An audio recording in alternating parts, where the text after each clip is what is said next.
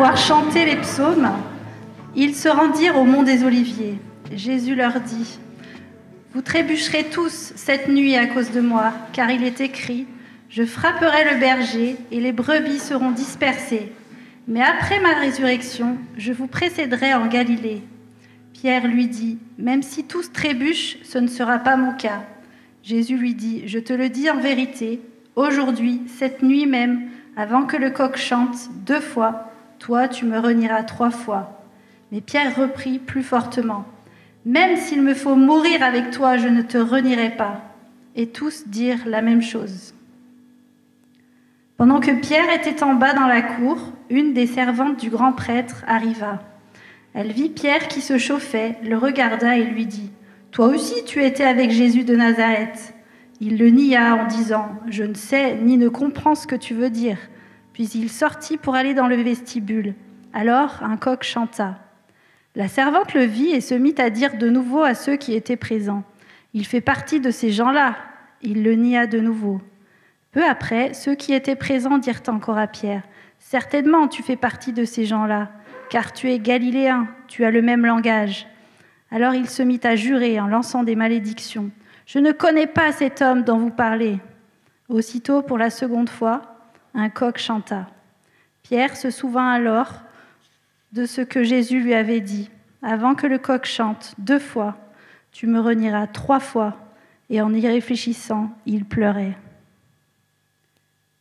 Et dans Marc 16, au verset 7... « Mais allez dire à ses disciples et à Pierre qu'il vous précède en Galilée. C'est là que vous le verrez, comme il vous l'a dit. » Il existe de nombreuses émissions télévisées qui parlent de rénovation, de restauration, de maisons, de châteaux. Et le but d'un projet de restauration, c'est de redonner à quelque chose sa beauté d'origine. En tout cas, de le rendre au moins aussi beau qu'il était auparavant. Des trucs comme ça, c'est joli, hein. Et j'aime la façon dont ils peuvent prendre une vieille maison en ruine, parfois, et en faire le rêve de quelqu'un. J'aime aussi leur détermination, voire même un acharnement, hein, parce que face à des chantiers considérables. Mais j'aime encore plus quand non seulement ils restaurent la maison, mais qu'ils font quelque chose pour aider à restaurer la personne, le propriétaire ou la propriétaire, quand on voit la joie qui en ressort. La restauration, elle prend les fissures, les cassures, et même parfois les ruines, et apporte un rafraîchissement, un renouveau, et procure même la paix. Alors vous me voyez venir avec cette analogie entre une maison en ruine et puis nos propres personnes brisées. Et nous avons tous besoin de restauration. Tous. Et nous sommes tous un projet de restauration. Ayant besoin du maître... Ça marche pas. Okay. Nous sommes tous un projet de restauration, ayant besoin du maître restaurateur pour venir travailler sur nous et en nous. Nous avons tous besoin d'être restaurés. Nous avons tous connu des fissures, des bris, et certains plus que d'autres. Certains d'entre nous ont été brisés émotionnellement. Certains d'entre nous ont été brisés mentalement. Certains d'entre nous ont été brisés spirituellement. Et certains d'entre nous ont été brisés physiquement. Et aujourd'hui, nous allons nous intéresser à quelqu'un que nous pouvons identifier comme le brisé. Son nom, vous l'avez deviné, c'est Pierre. L'apôtre Pierre, c'est l'un des personnages les plus marquants des évangiles. C'est un homme un peu brutal, agité, et avec des émotions qui le mettent souvent dans le pétrin. Et pourtant, il est clairement l'un des favoris de Jésus. Jésus l'aimait pour son grand cœur. Le vrai nom de Pierre était Simon. Avec son frère André, Simon était un des disciples de Jean-Baptiste. Quand André présenta Simon à Jésus de Nazareth, Jésus renomma Simon en Céphas. C'est le mot araméen qui signifie rocher. Et le mot grec pour rocher, c'est Pétros, qui devient alors le nouveau nom de Pierre, cet apôtre. L'agressivité de Pierre fait naturellement de lui un porte-parole de tous les apôtres. Mais souvent, il parlait avant de réfléchir, et ses paroles étaient source d'embarras. Ça m'arrive jamais. Jésus a inclus Pierre dans son cercle intime, parce que lorsqu'il a emmené Pierre, Jacques et Jean dans la maison de Jaïrus, où Jésus a ressuscité la fille de Jaïrus, on avait vu ça dans Marc 5. Plus tard, Pierre était parmi les disciples que Jésus a choisi à assister à la transfiguration, en Marc 9. Et nous avons lu il y a 2 semaines que ces 3 mêmes ont vu l'agonie de Jésus dans le jardin de Gethsémanée, dans ce même chapitre 14. Alors, après l'arrestation et la crucifixion de Jésus, Pierre était un homme brisé. Pierre était émotionnellement brisé. Pierre était spirituellement brisé. Pierre était mentalement brisé. Vous voyez, lors du repas de la Pâque, de la dernière scène, Jésus avait prédit que Pierre renierait 3 fois Jésus avant même que le coq chante 2 fois, le vendredi matin. Alors Pierre avait promis à Jésus, lors de la célébration du repas de la Pâque et de l'institution du repas de la Nouvelle Alliance, qu'il ne renierait jamais Jésus. Que si Jésus devait lui laver les pieds, il voulait aussi que Jésus lui lave le visage et les mains. Qu'il serait le disciple le plus fidèle que Jésus aurait jamais eu. Et nous voyons même Pierre prêt à se battre pour Jésus lorsque Jésus est arrêté. Pierre sort une épée, il coupe l'oreille d'un des soldats romains.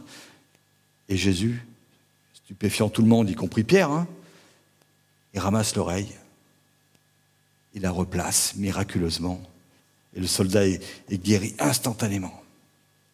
Pierre est confus, Pierre est en colère même, je pense.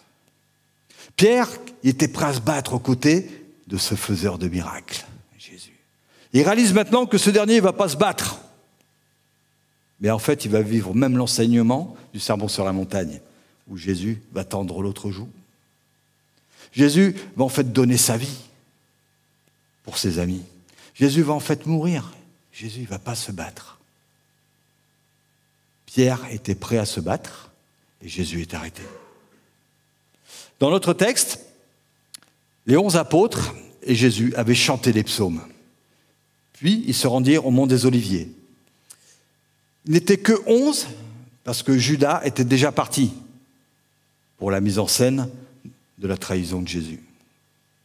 Jésus dit au groupe qu'ils allaient tous tomber. Il le dit en accomplissement de la prophétie de Zacharie. Je frapperai le berger et les brebis seront dispersées. Alors là, Pierre, le fier porte-parole du groupe, pensait être exempté de ça. Il dit à Jésus, même si tous trébuchent, ce ne sera pas mon cas.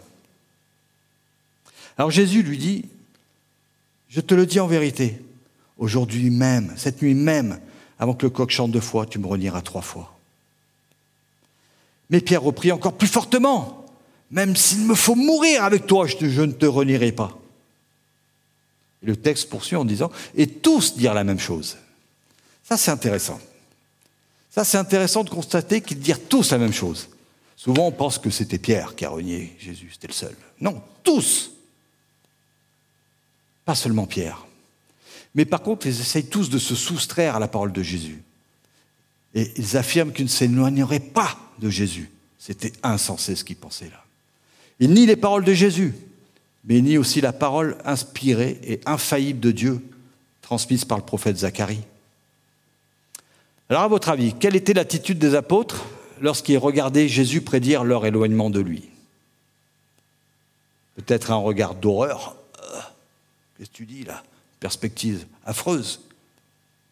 Peut-être un regard incrédule. Ils commençaient à méditer des paroles pour préparer leur défense. Ou alors un regard d'un peu un fou fanatique, religieux, qui pense pouvoir tenir ses vœux envers Dieu simplement par sa ferveur, par sa propre force de volonté. Les yeux des apôtres ne voyaient pas vraiment Jésus, là. Ils ne laissaient pas pénétrer la vérité dans leurs oreilles. Ils étaient aveuglés aveuglés par leur propre illusion. Ils se mentent à eux-mêmes en niant les paroles de leur Seigneur. Ils étaient concentrés sur leur propre perception et plan. Ils avaient leur esprit fixé sur les choses des hommes plutôt que sur les choses de Dieu. Je me suis posé la question, quelle aurait été mon attitude ? Suis-je tellement différent ? Mes pensées plutôt que celles de Dieu ? Donc les 10 autres apôtres, Pierre et les 10 autres apôtres, allaient renier Jésus en chutant, malgré leur protestation. Et nous voyons Pierre renier verbalement Jésus de manière dramatique lors de son contre-interrogatoire par une petite servante et quelques spectateurs.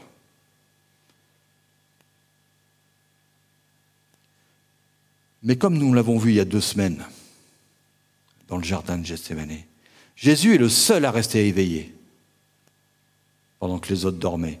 Et il fallait que ce soit ainsi. Il fallait que ce soit ainsi.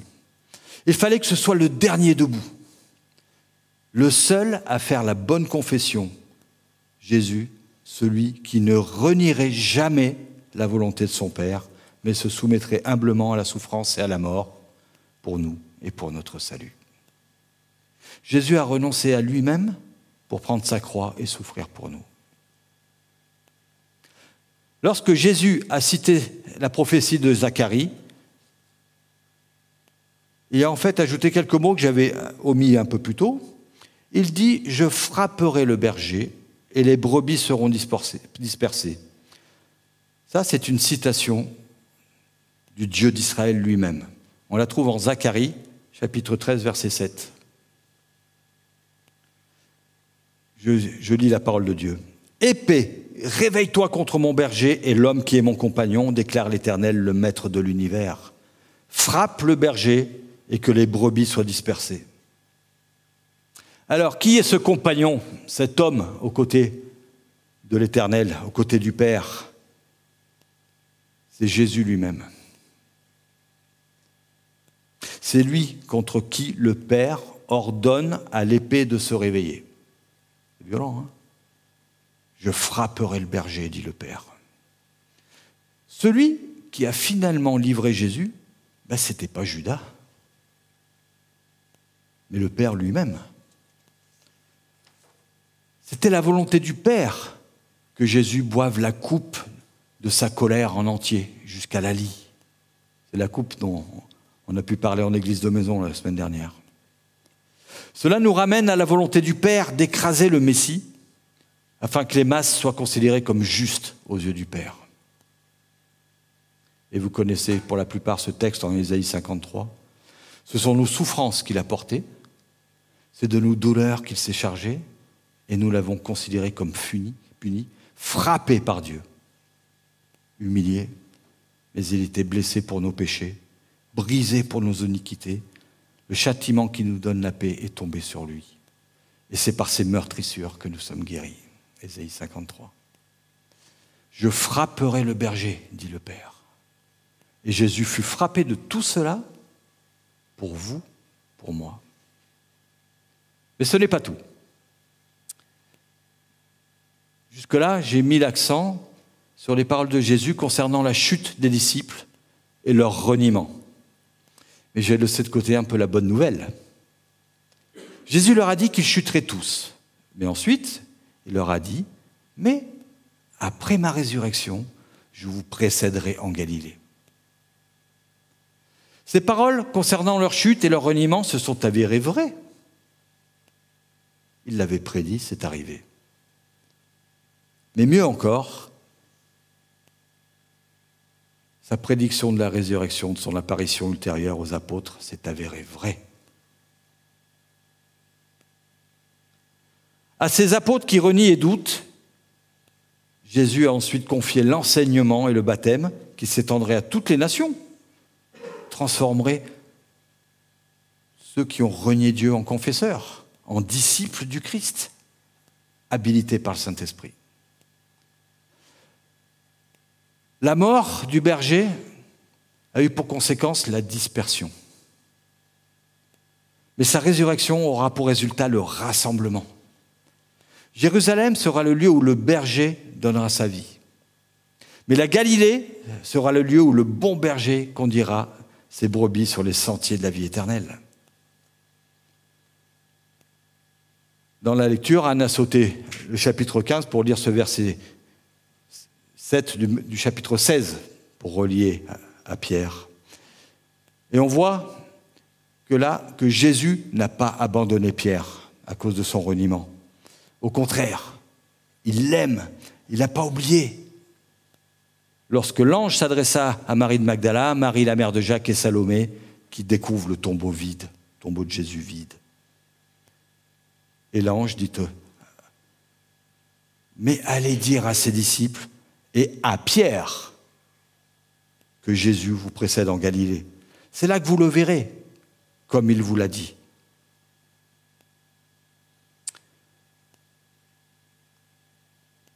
Jésus a restauré Pierre, brisé. Il nous restaure également par un pardon absolu, définitif. Si toutefois nous nous laissons d'abord être brisés en reconnaissant la profondeur de notre péché devant le Dieu 3 fois saint, conscient de la nécessité d'être sauvés. Alors que dire de Pierre ? Il a chuté d'une façon tellement spectaculaire. Il a nié connaître Jésus. Alors, sincèrement, je dois souligner qu'il semble avoir été le seul à avoir eu le courage de s'approcher du procès de Jésus. Donc il n'y a pas trop de place pour critiquer Pierre ici. Enfin, nous pensons que nous ne ferions jamais une telle chose. Mais combien de fois sommes-nous restés silencieux lorsque quelqu'un prononçait des paroles contredisant la parole de notre Seigneur ? Combien d'occasions de confesser l'Évangile avons-nous laissé passer par peur d'offenser notre prochain ?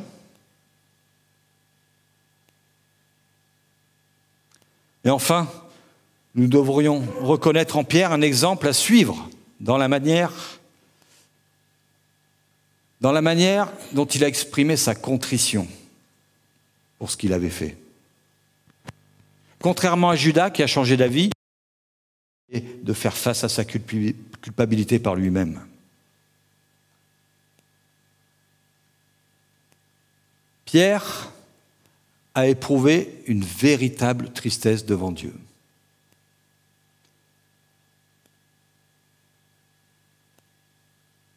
Pierre avait un cœur brisé et contrit. Comme... Ça marche. Ça ne marche pas ici. Tu peux remonter d'une, s'il te plaît? Merci. Pierre avait un cœur brisé et contrit, comme le roi David quand il exprime sa repentance dans le psaume 51. Et nous lisons dans 2 Corinthiens 7, verset 10, « En effet, la tristesse selon Dieu produit une repentance qui conduit au salut et que l'on ne regrette jamais, tandis que la tristesse du monde produit la mort. » Oui, Pierre a éprouvé une véritable tristesse selon Dieu pour son péché. Il pleura, nous dit la version 21, mais la traduction dans la version du Semeur dit « il a fondu en larmes ». Il a fondu en larmes. Et c'est ça qu'il a préparé à la repentance et au pardon qu'il allait recevoir à Pâques. Lorsque Jésus est apparu aux apôtres, il leur a montré ses mains et son côté et a prononcé le fameux « La paix soit avec vous » en pardonnant. Et plus tard, en Galilée, Pierre a reçu une distinction spéciale, une mention spéciale. Et là, il n'y avait plus de doute. Plus aucun doute. Il a été rétabli de son statut de reniement et a été placé dans la fonction de confesseur, un disciple avec une foi inébranlable. Au lac de Tibériade, c'est la mer de Galilée, Jésus s'est présenté pour un brunch. Je dis un brunch parce qu'il mange du poisson le matin, c'est pas trop petit déjeuner continental en France. Il s'est présenté pour un brunch sur la plage avec certains des disciples, dont Pierre. Jésus a donné, vous connaissez ce passage, hein, quand il Pierre, m'aimes-tu? Pierre, m'aimes-tu? Pierre, m'aimes-tu? 3 fois. Et en même temps, à chaque fois, paie mes brebis, paie mes brebis, paie mes brebis. Jésus s'est présenté devant Pierre et lui a donné une triple exhortation à nourrir ses brebis. Et ça nie totalement le triple reniement de Pierre. Et puis après, il lui dit, suis-moi.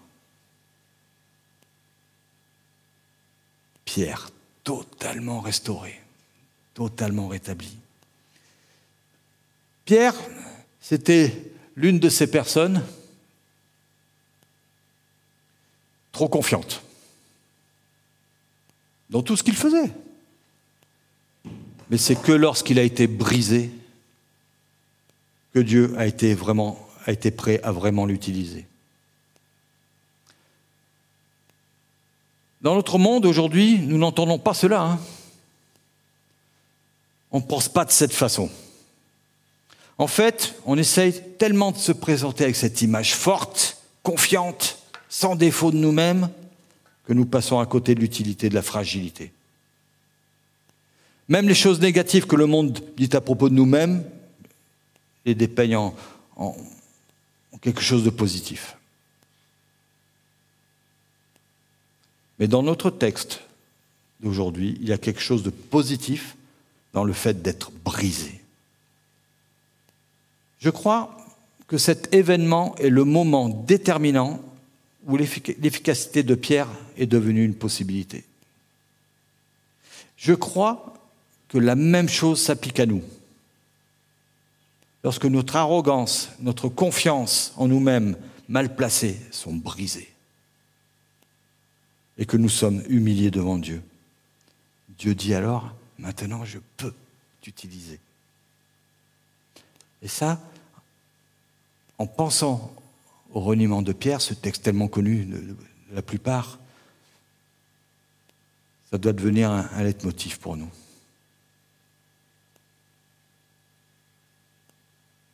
Parce que tu es brisé devant Dieu, Dieu peut t'utiliser. Êtes-vous brisé? Est-ce que vous souffrez? Avez-vous des échecs dans votre vie? Eh bien, Dieu peut travailler avec cela.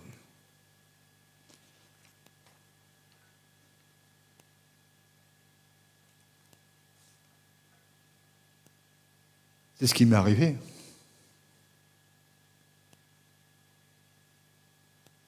C'est quand j'ai été vraiment brisé que le Seigneur m'a relevé.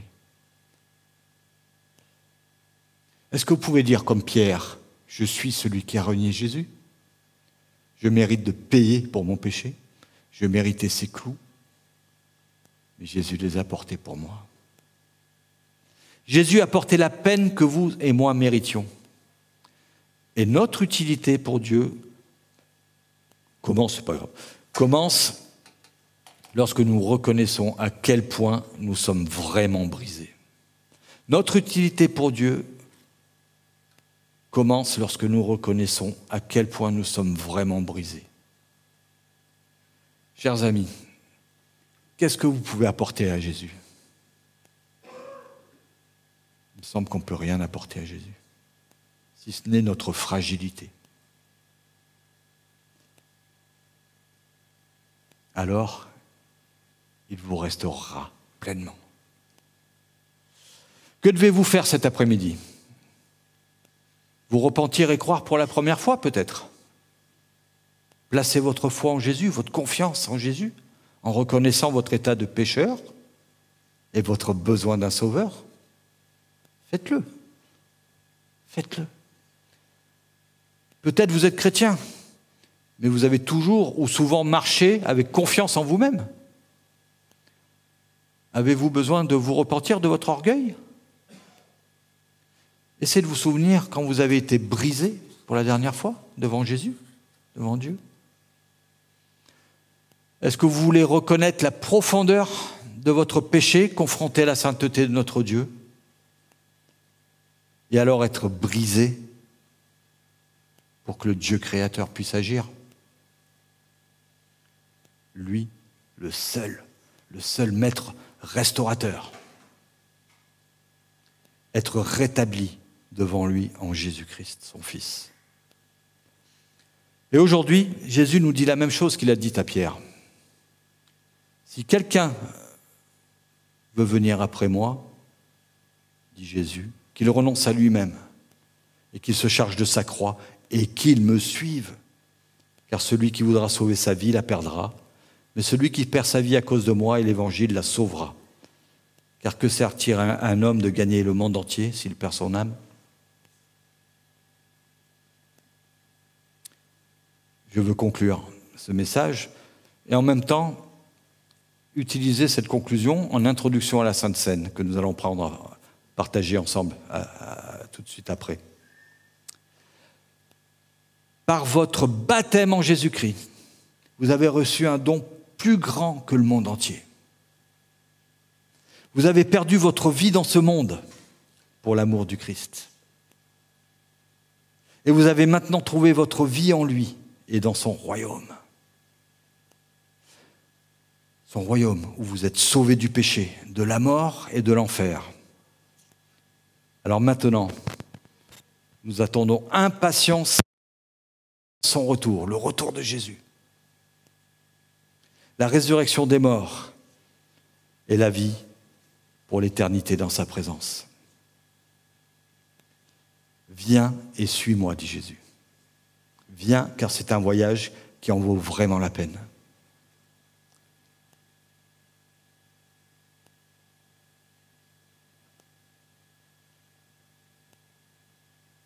Nécessairement, j'ai repensé, je l'ai cité tout à l'heure, quand David a exprimé sa brisure devant Dieu, dans le psaume 51, après avoir péché, par péché d'adultère. 51, je vous invite à le lire régulièrement, c'est le psaume de la repentance par excellence. Et ce psaume nous dit à la fin, les sacrifices agréables à Dieu, c'est un esprit brisé. Ô Dieu, tu ne dédaignes pas un cœur brisé et humilié. La parole de Dieu. Alors je vous invite maintenant à prendre du temps devant Dieu pour prier et venir ensuite partager le repas du Seigneur. Et cela, nous vous invitons à le faire seulement si vous reconnaissez votre péché devant Dieu, si vous avez reconnu le besoin d'un sauveur. Sinon, réfléchissez à ce que vous venez d'entendre, prenez le temps de méditer et peut-être confessez à Dieu que vous êtes pécheur et que vous avez vraiment besoin d'un sauveur. Alors quand vous le souhaitez, vous pouvez vous lever et venir prendre la Sainte Seine.